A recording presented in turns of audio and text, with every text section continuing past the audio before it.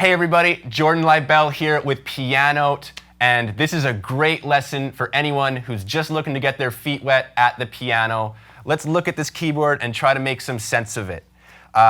So we have all these keys. The first note that we're looking for is C. How do we find that? Well, let's look at just the black keys, and we'll see that there's a repeating pattern of these black keys. We have 3 of the black keys, and then we have a cluster of 2, and then 3 and 2, and that pattern just repeats.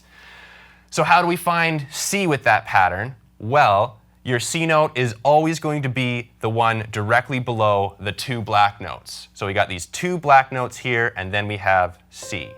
And we can find that pattern all over the keyboard.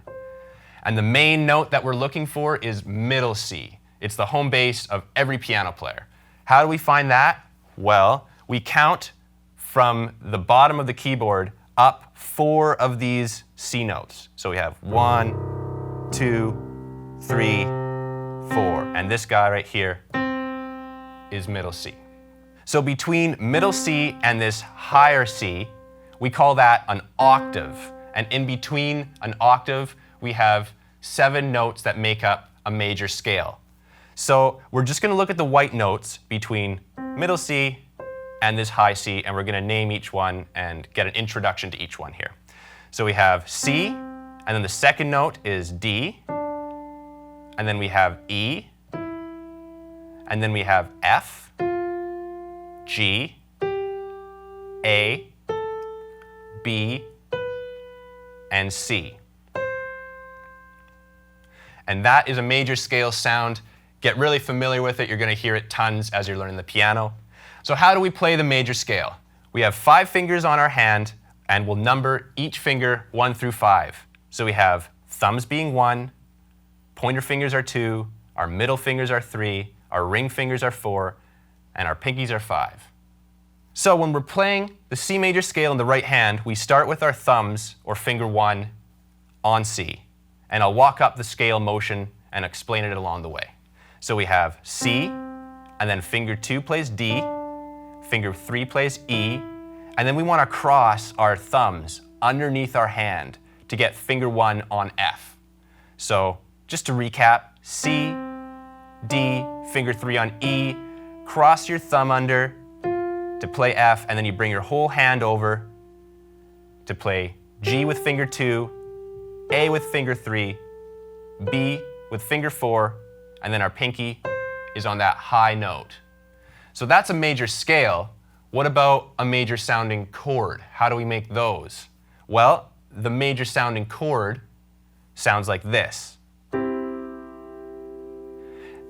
we're playing it in C, it consists of the notes C, E, and G. But we can take that same sound and apply it to anywhere on the keyboard with this simple formula. So we have C, and then we count up 4 keys to get to our next note. So 1, 2, 3, and then the 4th one, E.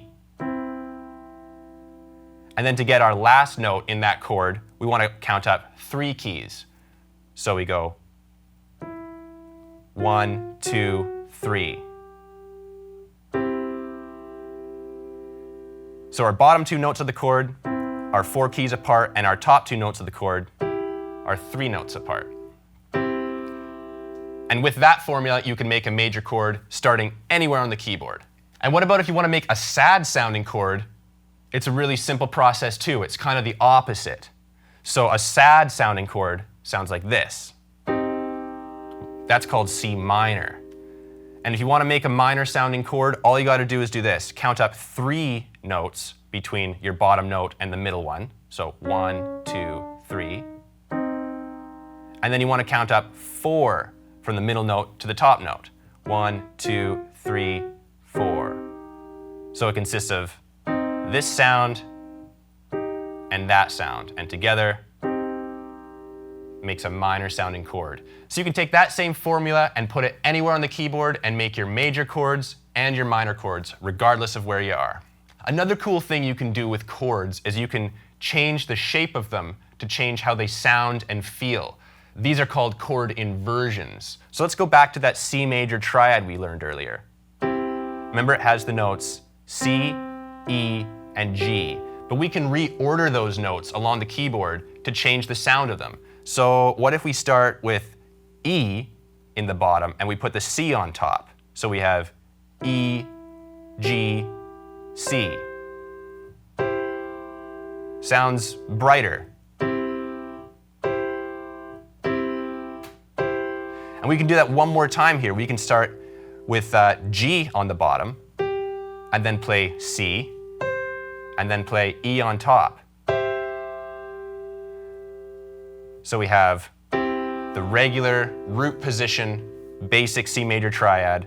Then we have one that starts with E in the bottom, and we call that C major first inversion. And then we have one with G on the bottom, which is C major second inversion. And then you'll notice we're back in that basic C major shape again if we keep going up the keyboard. Another cool thing we'll learn in this video is chord progressions. Now, a chord progression is when you move from one chord to another chord to another chord, and that's what songs are made of. That's what we need to create music. We have our C major triad already, but what if we try playing this same shape on F, which is our fourth note in the C major scale? So we can take this same shape and just move it up and start it on F, which is note number 4.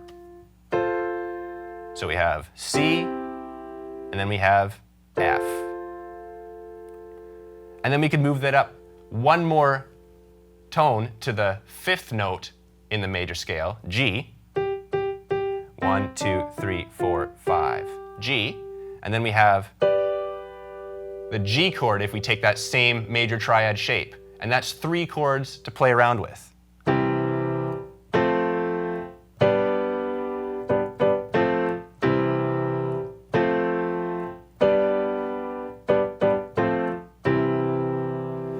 And that chord progression, we call it the 1-4-5 progression, and it's the backbone of all popular music in this day and age. We can combine our knowledge of chord progressions with chord inversions to play that chord progression like this.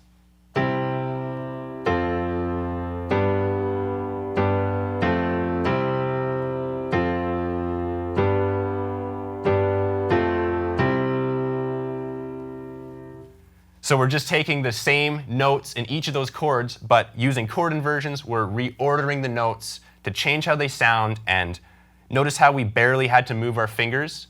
That's one of the great things about chord inversions, is it allows us to play all sorts of different chords by moving our hands just tiny little efficient ways instead of jumping all over the piano. All right, so I hope you enjoyed this video. We have some huge things planned over at Pianote, so be sure to sign up and I'll see you soon.